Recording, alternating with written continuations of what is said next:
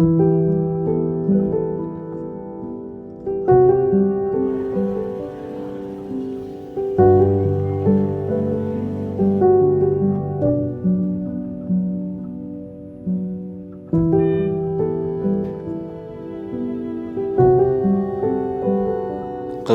тияка кеткенде жөн эле жатчу да, кыймылдабай, сүт ичпей, кислород менен жашап калган эле.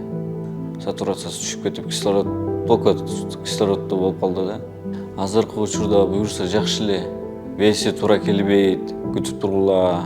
Пока что лечение алабыз. Леченияга көп суммадагы каражат сурап атышат. Ошо урматтуу кыргыз элим, жардам берүүңүздөрдү суранамын. Көп түкүрсө көл болот демекчи. Сиздердин ар бир сомуңуздар биз үчүн эң чоң жардам. Сиздерден суранып кетем.